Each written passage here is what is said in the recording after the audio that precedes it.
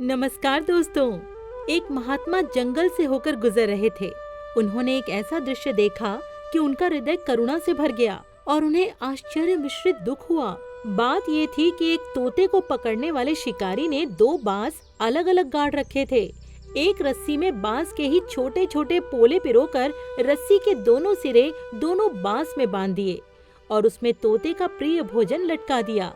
जंगली तोते भोजन के लोभ से रस्सी पर आकर जैसे ही बैठते, बांस के पोले वजन से घूम जाते और तोते उल्टे लटक जाते। अब घबराहट में गिरने के डर से वो उड़ते भी नहीं। शिकारी आराम से सबको पकड़कर झोले में डाल देता। महात्मा ने सोचा, कितना आश्चर्य है कि ये भूल जाते हैं कि हम उड़ भी सकते हैं। महात्मा ने दयावश शिकारी से पूछा, भैया ये सब तोते कितने में बेचोगे? तो शिकारी ने जवाब दिया, बाजार जाने का झंझट बचेगा, आप जो चाहे दे दो। और महात्मा ने सब तोते खरीद लिए। अपने आश्रम लाकर सबको सिखाना शुरू किया, भाई कुछ पाठ सीख लो जिससे समस्त तोते जाति का कल्याण होगा। पहला पाठ, शिकारी आएगा जाल बिछाएगा। दूसरा पाठ, तुम लोभ में मत फंस जाना। तीसरा पाठ, यदि खाने के लिए बैठ भी जाओ तो डरना मत, तुम्हारे पंख हैं, तुम उड़ जाना।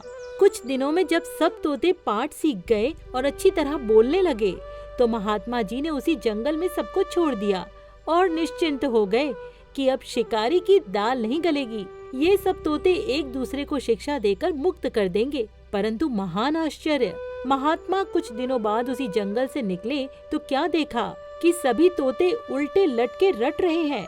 शिकारी जाल बिछाएगा, तुम लोभ में मत फंसना, यदि खाने के लिए बैठ भी जाओ तो डरना मत, तुम्हारे पंख हैं, तुम उड़ जाना।